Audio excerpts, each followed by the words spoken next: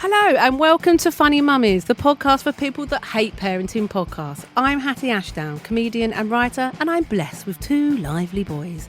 Each show I'm joined by funny mummies from the world of comedy, but also those that are aunties or friends, because let's be honest, we all need the help of our non-tired mates. Join us as we find the funny side of parenting, life, and being bloody great women. Happy Mother's Day! Happy Mother's Day! Happy Mother's Day to you! Happy Mother's Day! Happy Mother's Day! Happy Mother's Day to you! Oh, hello. It's so lovely to be back on Zoom. It really is. Other recording devices are available. I'm Hatty Ashdown. This is the Funny Mummy. And I'm also joined by, of course, Gemma Beagley. Hello. Welcome to January 2023. We're going to shoot right into, because what I've really kept me going over Christmas, and we can have a little debrief from Christmas if we want. I don't know about you. I feel a bit like, I'm over it. Let's get on with the year. I'm over it. Yeah, we've spoken. I'm not doing it again. Was getting a few little DMs, not those type, what from our lovely listeners. So this is where we play praise to the Funny Mummies podcast. So I had still working on those jingles. I'm still working on the jingles. What was the one I did last one? Let's get topical. We're still doing Let's Get Topical, by the way. Fine. Because this is topical. We're doing it month by month, which goes against most podcast rules, because most podcast rules are like, make it timeless so they can listen anytime. Nah, rubbish to that. It's because I'm cut me open and I bleed radio. And well, not only that, but also we're for living in the moment. I don't live in the past. Do you know what? If you're listening from the future, turn it off. Right? Live in the now, whatever now is to you. This message is from the Reynolds family, which not the Reynolds girls. I'd rather Jack than Fleetwood Mac. My God, are they listening from the past? I'd rather Jack. I just said, I absolutely love the podcast. Keep up the amazing work. Honestly, I really thought someone had paid them. I'd been going through a tough time recently, and listening to the podcast has really helped me. Thank you. I had such an embarrassing moment this weekend and thought it would make you laugh. It was our work Christmas party on Friday evening, and everyone had a great time with the drinks flowing. The restaurant had set up a photo booth for everyone to use. This morning, all of the photos were automatically emailed to everyone in the office, including this one of me flashing my knickers. And she's actually enclosed it, which is if that was my bum in knickers being passed around the office, I'd be proud. And she said she was mortified doesn't cover it, but I'm seeing the funny side now. At least the knickers do. Yeah. Well, so it's normally this time of year, it would be the whole new year, new you, new me. And we say biscuits to that. Because what I wanted to touch on a little bit was the whole diet culture industry that starts now. And even me, who's pretty intelligent and, wise, not they just flash up and you go and you do have that moment of I will get that I don't know, even if it's just a apparatus, something that's gonna, I don't know, and weightlifting thing, although weightlifting is good and it is something I want to look into, but I'm just like, no, don't. The trouble is now it's even worse than the old days when you'd pick up just your paper and there might be an advert for Weight Watchers or whatever. Now we have the whole algorithm thing. Served. So that's it. You click on something. But okay, so let's do a quick quiz for you. What percentage, this is what research suggests, Gemma, what percentage roughly of people who shed a significant portion of their body fat will not maintain that degree of weight loss for 12 months? Oh, I mean, it's got to be for 12 months. It's high. I think it's quite well documented. What, like 75% or so? Oh, you're so close. 80%. 80%. 4 in 5. So only 1 in 5 people will maintain that BMI or whatever. Yeah. And this is the thing. Everything you're seeing now is quick.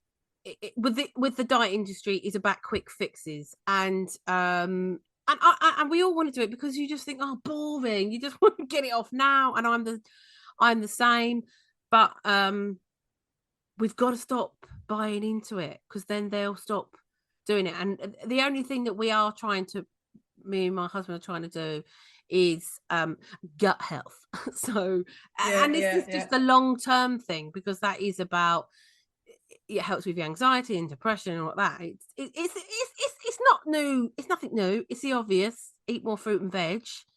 But we all still need a little bit of guidance. So the guidance is, think of it like a rainbow. So just try to have as many colourful things on your plate as opposed to all beige, as we've been eating over Christmas. My rainbow is basically 7 shades of beige. That's basically what it is. I was looking at you thinking, oh shit. From like chocolate, that's like the darkest beige, to maybe like a slightly underdone bird's eye potato waffle. That's a bit yellow. Ice cream. That's like what? Ketchup, bit red in there. Yeah. I mean, the gut thing is interesting, and you sent me some thing on it the other day, which I will get around to listening to. But a friend of mine was struggling with his mental health, tried loads of stuff, antidepressants, counselling, all this stuff, and there just seemed to be this underlying funk that he just couldn't shift. He was just like, there's something not right, and I don't know if it's my brain wiring, but then the antidepressant should help with that. Anyway, blah, blah, blah, blah. He stumbled across, this was years ago, this idea of love your gut. Actually, more so, love your colon. So actually even a bit more graphic than just general gut. So he started to eat in order to, to not do damage to his colon, or to make it as easy as possible. That guy's depression went within 4 weeks. It was gone. It was gone. And he then has spent his life, he set up a retail business, and he now sells foods foods that are about loving your colon. So not that I've done any of this stuff myself, but I saw it happen to him. We straight away wait. So we listened to this. It's the Diary of a CEO is the podcast, and it's with a particular scientist. And this is, so he talks about this. I've forgotten his name. He talks about this rainbow diet, and the thing is, we have done it, and we've been. Bless him, like my husband's got really into it actually. He was like buying the cabbage, we've been having colourful dinners, and his thing is that is not denying yourself the things that you do like, as long as you are having all these other good things. But really what he's saying is, like, you cannot have the odd treat. The reality is I am still struggling. I just did it just then. My thing is after I've had something savoury. So I've had a toasty, and boy, do I really want like a little chocolate or a little sweet. Yeah. I love a little sweet after savoury. But I hate that we're talking about this. Do you? I hate how often I talk about food, and not in a have you been to this restaurant kind of that kind of way, but in kind of like, moment on the hips, lifetime on the whatever it is, moment on the lips, whatever. I won't have pudding. I'll just have a starter. Pastry, and I just think it's just so boring, and I try not subscribe to it, and just go, when I've had enough, when I feel like, when I don't feel comfortable in my skin physically, then I'll do something about it. And I need to pick up. I kind of dropped the ball over Christmas, but I'm in that place again when I don't like my body. I don't like the wobbly bits. I want a flatter stomach. But I hate that it's like this. I would just love to be one of these wonderful women, and I'm saying it's women because it's women that I speak to about this, not men, who are just like, this is me. This is me. I'm 18 stone. This is me, and I buy my clothes from special places, and I'm body positive. Like Lizzo, I love her. I absolutely love her. And it is just a frame of mind, because obviously I think you look gorgeous. It is just a frame of mind. This is where you meant to say you think I look gorgeous too, but it's all right. But you are gorgeous. I don't feel like I don't need to say it because you are. But it is that thing of like, I will see people that are bigger than me and they absolutely don't give a shit or tend to, and they're just very positive and happy on the outside, and they are the people that you don't even think about it, do you? And you just think, oh, how great. Right, I'm going to ask you another question. Dieting and the whole dieting thing is been going on. It's been going back since Victorian times, really. Did you know that? So in the 1920s, what was the most famous diet? Any clues? No, you're making gestures at me. Go on. What was it? Is it smoking? The cigarette diet. Oh, absolutely. Yeah. And that is the oldest diet known to man. Then I completely agree with it. And this is the other thing, Hattie. When I was smoking, when I was young, before I had a blooded child and I could do what I liked, I would, in my 20s, I feel a little bit wobbly. I just wouldn't eat. I just smoked fags for 5 days, and then by Friday I was, I could fit into that pair of jeans or whatever. Smoking was brilliant. Smoking is brilliant for suppressing your appetite. It is. We do You used to be a smoker. Huh? You used to be a smoker. I've always been just an on and off social smoker. I wouldn't, not for sort of suppressing appetite. It didn't do that for me, unfortunately. But we got to remember in the 1920s, I feel like there wasn't as much. Well, they didn't have McDonald's. Do you know what I mean? They didn't have so much crappy food.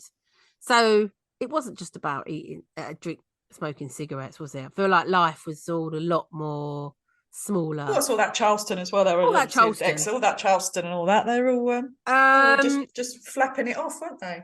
Yeah. Oh God. I thought this came later, but the 1950s biggest diet was cabbage soup. Cabbage soup. Cabbage soup. Was it? I remember hearing things about that. Yeah. I remember my mum doing a cabbage soup. She was handed this typed piece of paper in the 90s, that had been photocopied 55 million times, Oh, yeah. And she did it, and the smell was absolutely disgusting, but it was this thing of like on day 3, you're allowed a small jacket potato. Remember that? God, she was leading up to this jacket potato, and then on day 6, you're allowed a bit of steak it was just... But I think it said on the top of this bullshit piece of paper where it said that this diet was designed for people who needed to lose a lot of weight really quickly before heart surgery or something like that. Right. Send this on to 10 people and you'll lose Pyramid. a stone. But and that's the thing, all these things are for quick fix, and that's what I keep going back to and quoting another podcast. But he's like, all these diets, they are fine then if you need to lose weight quickly, but you just can't maintain it. What I would say about my experience of maintenance, I gave up smoking in 2017 and quite quickly put a load of weight on. I got to a point where I was like, right, I need to do something about it. Went on essentially a calorie counting diet, and slowly lost a stone and a bit, and I maintained it for quite a long time. But the reason that I maintained it was because I'd got into this mindset of I don't really eat sugar, I don't really eat pastry, and so it was just that's what I didn't, I'd got into a mindset, a habit. It was habit, and this is the thing that I believe in habits, in making and breaking habits. And so, but then the minute I remember it was lockdown, I was like, I just wanted to do something, and so I just started having ice cream every day, and then chocolate, and blah blah blah blah blah blah blah. The habit broke. Yeah, but all these Slimming World, Weight Watchers thing, because it is a... I hate to say it, ladies, but it is designed for you to fail so they can keep making money. It's because I always said, I wish they could invent some kind of Weight Watchers Slimming World where they've got like a counsellor or a nutritionist you go there and you have like a counselling session as well. But if they did all that people would just get fixed and not need to keep coming back. When the 2 times that I've consciously made an effort to lose weight, and I say 2 times, I'm now on my 3rd time because I do not maintain them, because I break the habit, blah blah blah blah blah. Right. Is that the amount of meal planning that I had to do? It wasn't like, it was just like, right, Monday I'm having this, Tuesday I'm having this, Wednesday, and actually have it. I'd batch cook, so it was all in the freezer. So it was super easy for me to go bang, bang, bang, bang, bang, rather than, I'm out and about, let's go into Tesco's and get myself a sandwich. I think amount of that is good. No, it is good, but if you're a working mum, if you've got time to batch cook and plan meals and all that, and so it became, again, it's that habit. Sunday night I'd sit down and I'd do my meal plan. And that is maintenance. It takes maintenance. You're listening to the Funny Mummies podcast, the mum meetup you don't have to get dressed for. Right, so let's go on to a new section, and then you can get out your moans of what's been going on this morning, I thought, which, so it's a bit of positivity. So what I'm going to do is something that you're just finding really hard with parenting or anything in your life, and instead of saying, I hate this, you're going to really try hard, dig deep and say, I love. So for me at the moment, I'm going to try and say, I love going to the park with my children. I love going to the park with my child as well.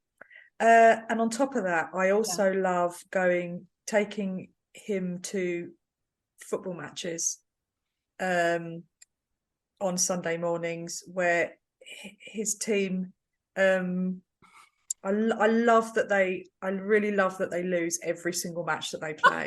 I think it's really good character building, and I really love the mood that it puts out in for the rest of the day as well. Having lost like 9-0 and stuff to some team in Isha. Oh, love that. No. This is another reason why I've just never signed them up for football. But he enjoys it though. He does enjoy it. Yeah, he does enjoy it. I don't know.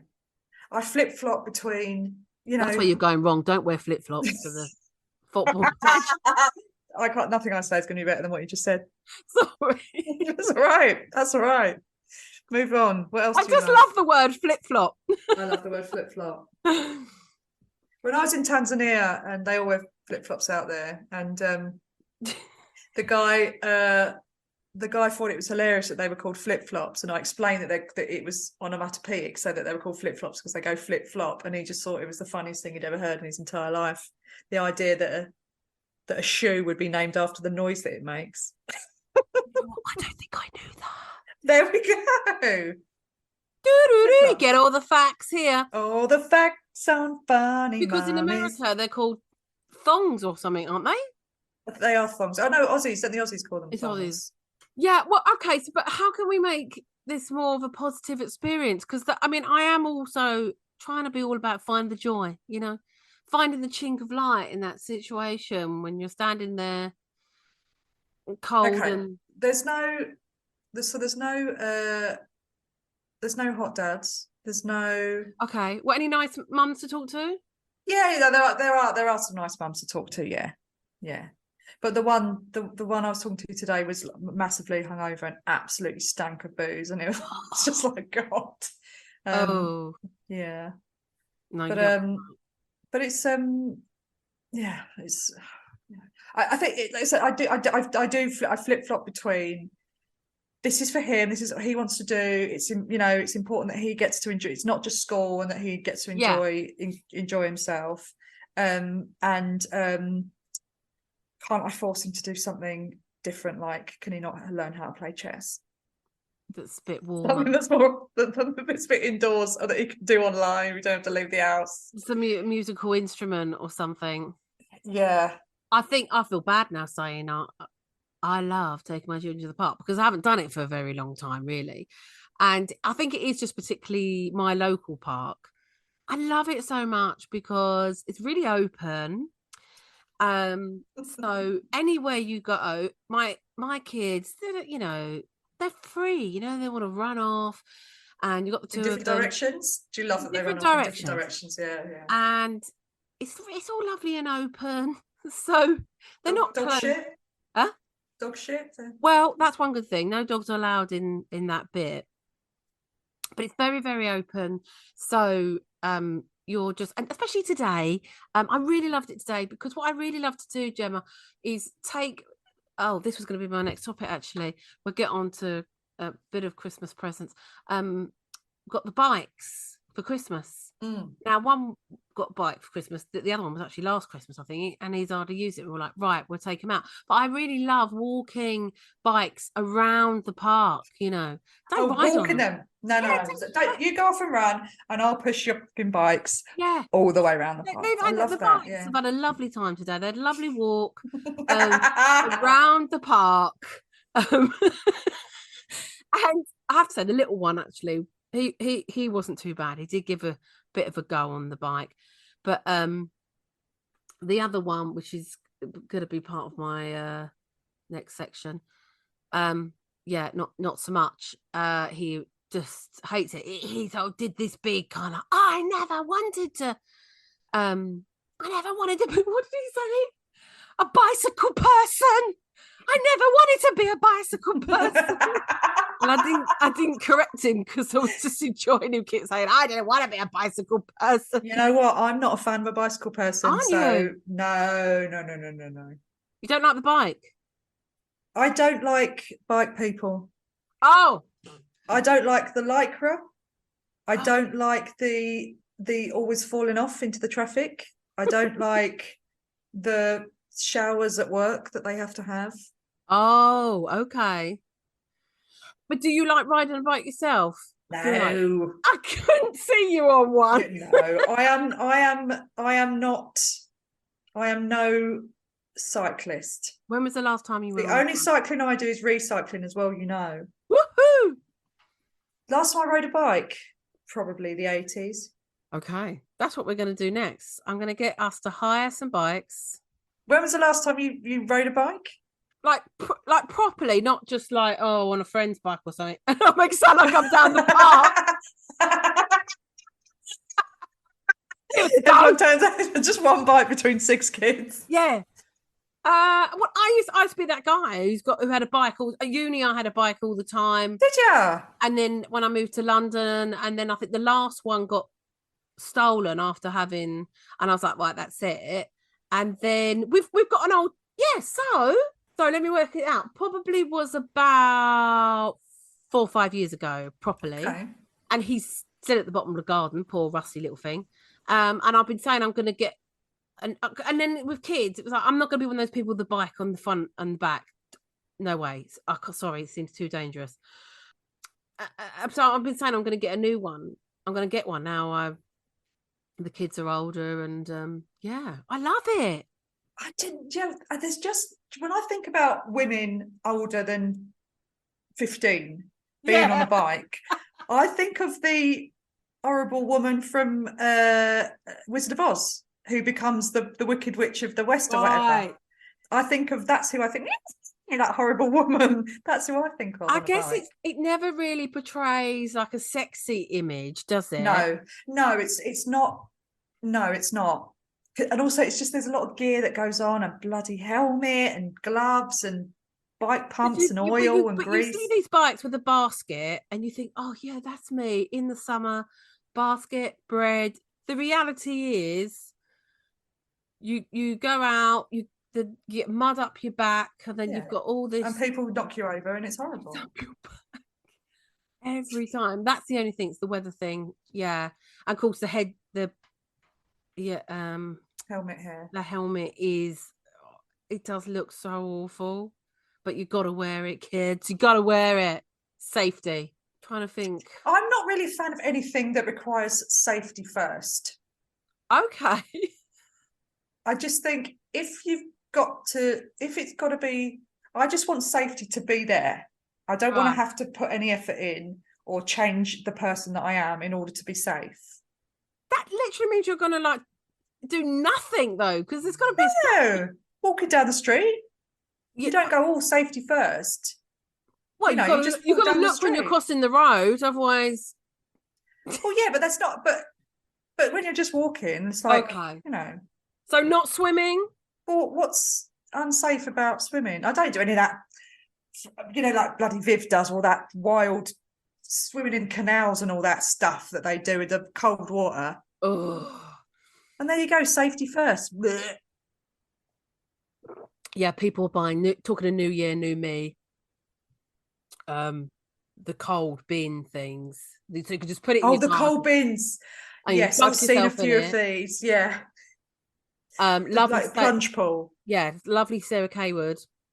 And she's gone dry forever. But anyway, that can but not in the mornings. She's getting wet in that plunge. What, she's pool. drinking in the mornings. What? Yeah. Just drinking in the mornings. Yeah. Fair enough. Yeah, so so I've seen her. I think you got to try and do 3 minutes or something. It's breathing. I saw her the other day. She was going, oh, her brother was saying about breathing or something. You've got to get the breathing right. Yeah. Do you not fancy it then? Oh, come on. Explain to me what a cold bath is supposed to be like. What's it supposed to do It's for really you? meant to be good for your mental health, though, isn't it? It's good for depression and stuff, but apparently. I mean, I'd like to see the science behind that. I'd like to hear the science. I haven't got the behind science for that. Oh, if only I'd got the science for that. Would you do that? I'm more likely to do like a plunge pool in my garden. The thought of this getting up at 5 and then going down to your local lake, and I couldn't be bothered with. Do you know what I mean? I'm just not, this is the whole thing with fitting in exercise to your life. Everybody says. The other day I was like I was writing out a list. Literally, I cannot find half an hour, and the only thing that comes up is always like, well, just get up an hour early. At the moment, I'm going to bed late because I'm trying to catch up on stuff at night, as are you, because you're having to do a lot of extra work with your, are we allowed to say? Yeah, of course. Tax returns. I don't know why that's What is it? Tax returns. It's January 2023, people. This is the tax return. Yeah, I've got to do mine, but you've got like 6 million to do. But yeah, so I'm like, well, I don't want to go to bed at 11 o'clock and then I've got to get up at 5 or whatever to do this the magic hour, people, call it to do. I've never ever been a morning person, ever. No. Have you? No, I just don't think some people are. I'm a night owl. I have. And no one says. Do you know what you need to do? You need to stay up an hour later. And you need to stay in bed an hour later. Exactly. Why don't they say that? You need to stay up an hour extra and stay in bed an hour extra. I would blimmin' love a scientist to tell us, because you know what? What? All it takes is just some bullshit PowerPoint presentation you can put on Instagram and go, oh, it's the new Beagley technique. Stay up an extra hour. I think we should start it. We said we wasn't going to do any new fads. New year, new tired me. I'm staying up an extra hour. I can't see all they say about sleep. So one of the first things people will say, Joe Wicks, okay, I know he's just like a bit of a gimmick or whatever, but actually he did say 3 very sensible things. And he said his advice for anyone just, wanting to make a healthy change was 1, get more sleep. 2, cook, cook more, cook from fresh, blah, blah, blah. And 3 was move, just move more, right? But all the sleep stuff, they mainly always say just going to bed at a regular time, the same time, isn't it? But you're right. Back in the old days when I didn't have kids, a lot of the time I would go to bed at say 12:30, and I'd get up at 9:30, and I was fine. Oh, I was tickety-boo. Yeah. I mean, that's 9 hours, to be fair. I mean, that's 9 hours. So, yeah, of course you are.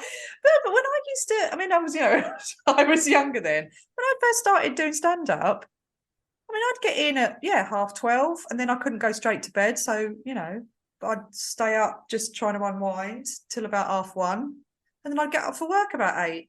Let's be positive, right? Let's on a bit of a positive note. Well, I think we've been very positive.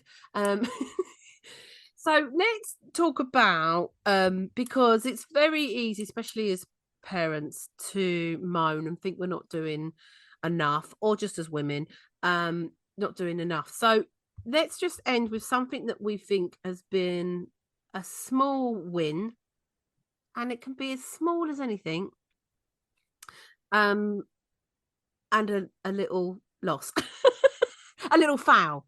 So I'm going to go with the win first. Okay. And I made a decision this year at Christmas to just not buy stuff just to fill a stocking. Like, it's just like, no, I'm not doing it. And so rather than getting just little bits of crap, I bought a couple of big things that I knew that I would get use out of, you know, that he would actually want. And how did that go? Did he say anything? Did he notice anything? Didn't get any. And also what I did as well, I'll be honest with you, is I bought something that I kind of wanted as well for the house. So in a way it's kind of, you know, win-win. That win-win. And because they were that microwave, you told him, convinced him. Basically, I said, you know what? I reckon he'd love an ironing board. And it filled up the whole stocking. So it worked. But 2 weeks off work and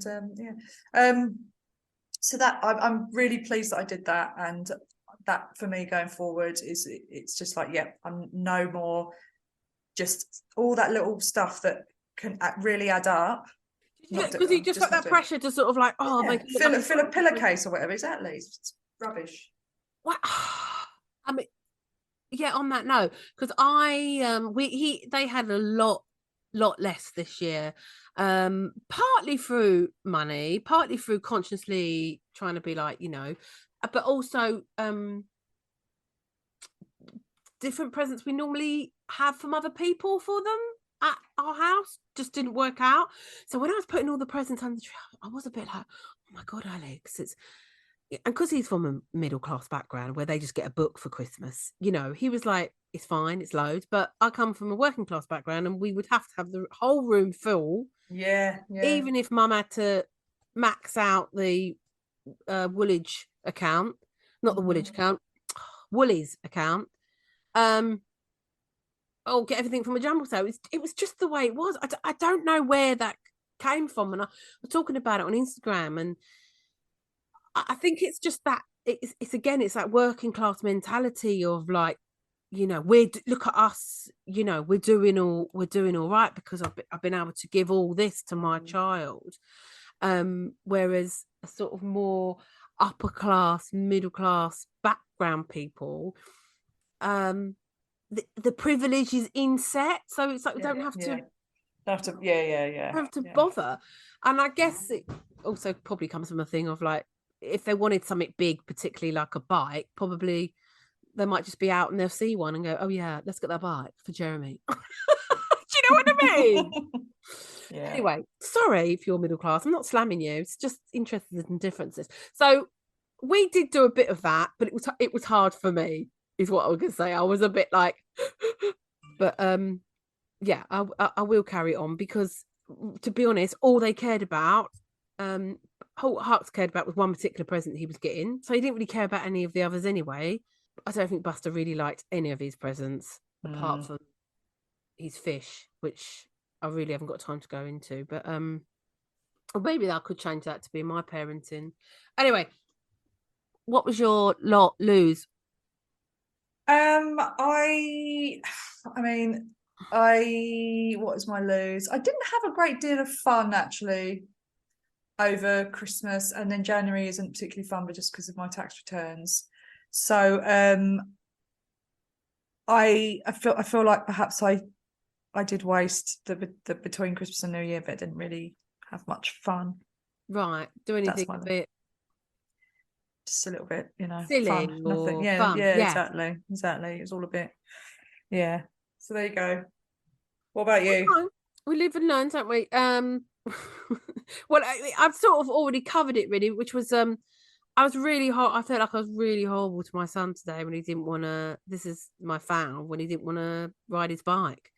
Instead of like being really patient, he's just being such a selfish twat at the moment that I just was like doing that. You have got this. You've got a mummy and daddy who loves you. You've got a brother. Yeah, exactly. Start doing their gratitude list for them. And then he just went off and he cried and he's proper crying. And as I said, he's saying, I'm not a bike person. And then, yeah.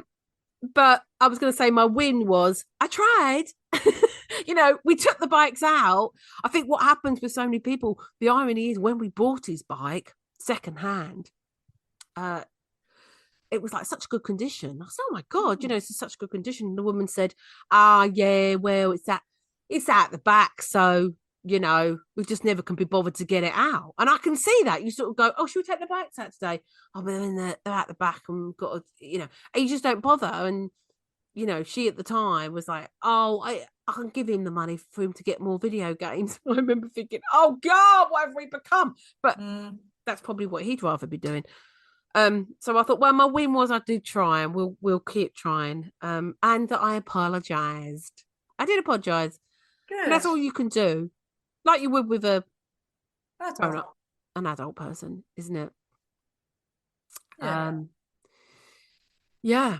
And yes, I bought You've Got to Go, I've Got to Go. I did buy my son. He wanted a pet for Christmas. It started off at dog, went right down to fish. My sister got him goldfish. You know the story. He died. But what I found out yesterday that I did wrong, and actually he was not too bad about it. It died in transit. I did not literally in transit, like died in the car. In our transit, yeah. Yeah. He died. I didn't do you're meant to like, what's the word? Get them used to shake it. Yeah, shake them and shout at them before you put them in the tank. Always do that. Hey, fish, swim.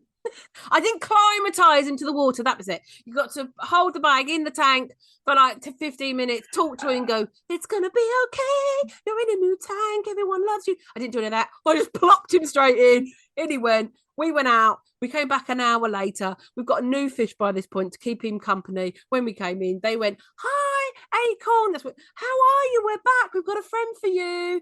No. They were like, oh, I think he's sleeping. It was all that. And then they were like, and then the other one was like, no, I think he's dead. What I found out I did wrong, I said to my sister that I said, I got my son to put him down the toilet. She was like, so you did your funeral service round the toilet? She was like, you don't tell them that that's where they go. You just put them down the toilet. I'm sure that's what Mum did with me. I think my mum was a bit feral like that, And it helps them. But he now just keeps thinking he's going to come back up the toilet. So I love that. Yeah. And now we've got more. We bought more. So we've got 3 now. And I've got one. Well, could you not double up? Could you not stick it in the garden and use that as the cold water tank? Could you not stick the fish out outdoors? And you get in with the fish and get your toes done at the same time. Get your feet. I love the idea of that. Have a little. No, I was thinking of that. I thought, what is the difference between just filling up my bath with cold water? But I guess it's the waste, isn't it? That water's probably just like you keep it there, don't you? And then. Oh. Well, you seem to be the expert on it, Hattie. You and Sarah Kaywood. I'm saying I do it because I know I like doing something that's good for me, but I'm the sort of person that when I have a bath, I half burn myself a little bit. Yeah. I love such a hot bath. But so I don't know why I'm saying this, but I'm up for we'll get Viv on soon and she can talk us into why it's a good idea. Okay, thank you for listening, people. We're gonna leave now and go back to our lives, and I hope you've had a lovely listen. If you haven't done already, a lot of people listen to it regularly, but forget to click subscribe. It's just in the corner. It's normally top right corner, but wherever corner it is, click subscribe because it does really, really help. I know every podcast says it, but then more people find us and more people can tell us about them flashing their knickers to the whole office. And that's what we all need. And I'd rather Jack than Fleetwood Mac. So on that note, thank you, Gemma. Thank you. And, thank you, listener. Goodbye.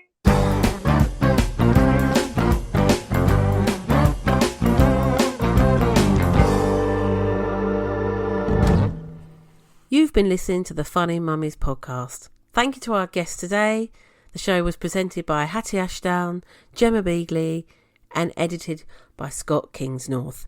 If you haven't already, please do subscribe. It'll be just the little button at the top, and leave a rate if you like, and leave a nice comment. It really is the only way more people can find us. And the more people that can find us, we bring joy to more people, and more people can have a good old listen to a non-judgy chat. And the more people that listen, the bigger guests we can get. And don't forget, you can find us and join in the community on Instagram, Funny Mummies Podcast, and Facebook, Funny Mummies Podcast, and we're even on Twitter. Thank you.